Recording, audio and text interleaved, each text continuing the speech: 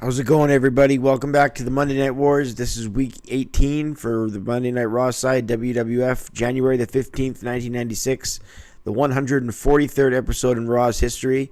This Raw taping took place from Bob Carpenter Center in Newark, Delaware. Ratings were 3.5, a record to this point for Nitro, to 2.4 for the Raw side. So Nitro beat Raw by a 1.1 in the ratings. A whole 3.5 to 2.4. That is huge. That's the highest rating either of these two sides have drew in the entire history of the Monday Night Wars through these first 18 weeks. A 3.5 for Nitro. We're going to review that Nitro after this Raw. But this Raw got a 2.4. So after last week's loss, the scoreboard is now 8 wins, 8 losses, and 2 draws for Nitro. So in their history, in their totality of the Monday Night Wars, WWF and WCW have both won 8 times each and drawed twice. So it's been pretty close.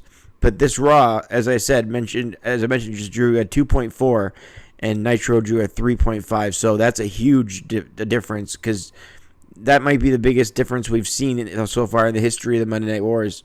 A 1.1 difference. Usually it's within 0.4, 0.3. But yeah, this was a huge win for Nitro this week, and this was the go-home show to the Royal Rumble. So 2.4 is not a bad rating when you consider what Raw has been getting around the time, but the loss to Nitro has to sting. Vince said Ramon will be here tonight to confront Goldust. That's how it started, as McMahon and King, are on commentary for the show. Owen Hart with Jim Cornette versus Marty Jannetty is the first match. Two guys who usually beat up jobbers going up against each other. Marty Jannetty with an arm drag takedown, Owen with a leapfrog. Jannetty hooks the ropes to avoid a clothesline, and then a sleeper hold by Jannetty as they go to commercial. We come back, a belly-to-belly suplex. Owen then a backbreaker. Owen Jannetty with a crossbody, and then an enziguri, as that move looks dangerous because that's what move Owen Hart took down Shawn Michaels with. So they say the enziguri is now just this dangerous move. It pretty much have the reputation the pile driver would go on to have. And we all know why. It was Owen Hart, especially with Owen Hart. He then spears Marty Jannetty in the corner. A big uppercut. Marty Jannetty with a clothesline out of the corner. The momentum shifts for a seesaw match, back and forth. Abdominal stretch, suplex, and back from commercial. Owen with a sleeper to Marty Jannetty. Owen since then hits a face buster.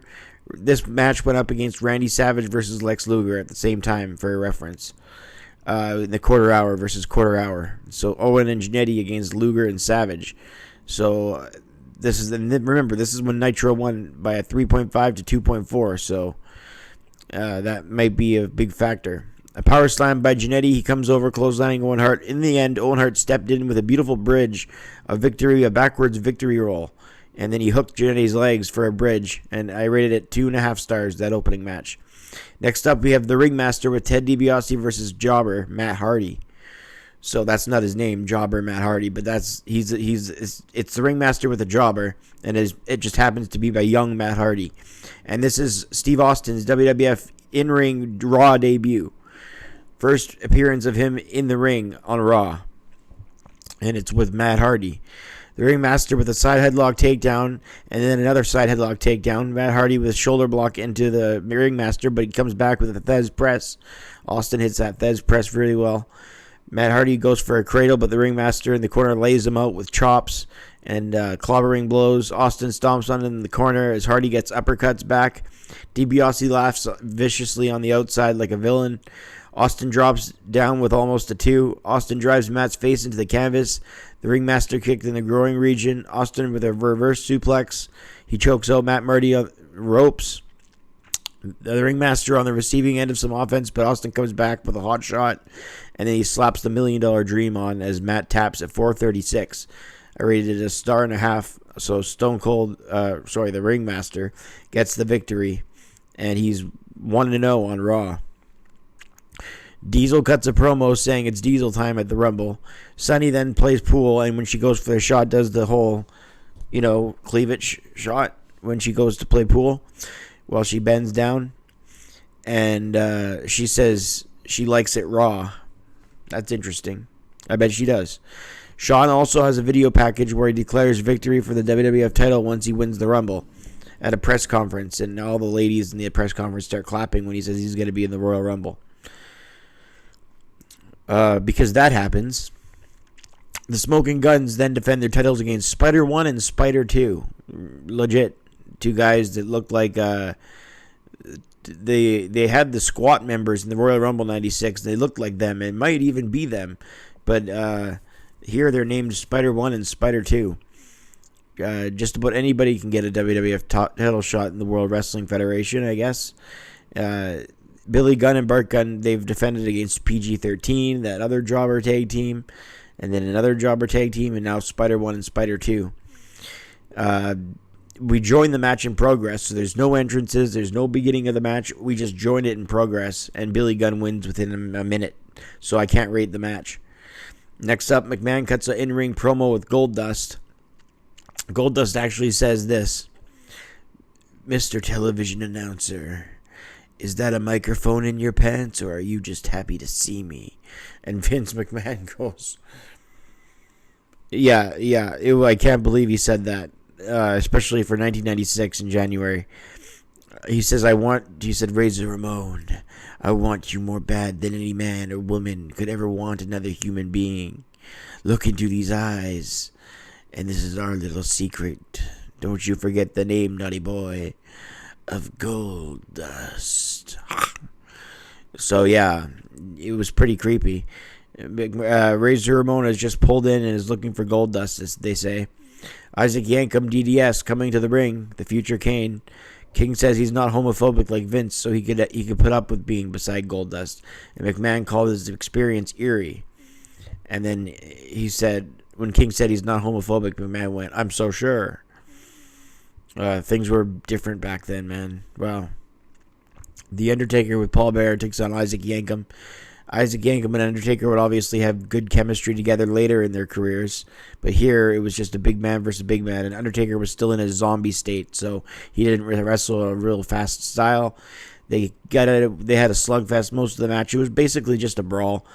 Both guys slugged it out. Yankem comes back and hits almost did a tombstone to the Undertaker, but they do that spot where he reverses the tombstone by flipping over, and then Taker landed on his legs, and then he's tombstoned Yankem, and he got the pin at 8:30. Decent power match, but nothing to write home about. I rated it a star and 3/4. Razor gets his hand on Goldust to end Raw. Razor has beat up Goldust with trash cans. He throws him around the entrance aisle of the arena they're in. They go brawling to the outside and even land on snow. They're in Delaware, and there's snow on the ground, and it's January, I guess, so that makes sense. Razor Ramon and Goldust go battle into the snow outside. Trash cans have been hit. And then they show Sunny in a clip where she's in the bathtub in a bubble bath, and she says, "Can you believe we did it for 1 hour? That's what I call Raw." Wow. This episode I rated 6 out of 10 because Goldust and Razor Ramon, the promo and the beatdown and the brawl. Austin's in-ring debut with Matt Hardy, a good Owen versus Jannetty, and good Owen Hart Jannetty match. The Undertaker taking on his future brother Kane. And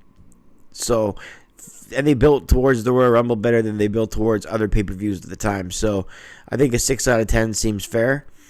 TV ratings wise, again, the WWF loses 3.5. I can't get over that rating for Nitro at 3.5. That's why I'm going to review that Nitro right now. And then a 2.4 for Raw. That's a whole point. Not only the highest rated Nitro, but it's the largest gap in the history of the Monday Night Wars so far in 18 weeks. A full 1.1 point ahead of Raw was this Nitro. So I'm going to go and watch Nitro and then review it and see why it beat the WWF, because that's a huge win. So this Raw wasn't bad. Again, 2.4 for what they were getting back then. It wasn't a bad rating-wise. It's just they lost to WCW by a big amount. So the rating, the scoreboard again is 8 wins for Nitro, 8 wins for Raw, 2 draws through 18 weeks. Hit like and subscribe if you like my channel. If you want to follow away with the Monday Night War anytime you want to. They'll have old Raws and old Nitros in the archive, and you can follow along that way. I'm Brett Mix. Thanks for watching this Raw review, and I'm out.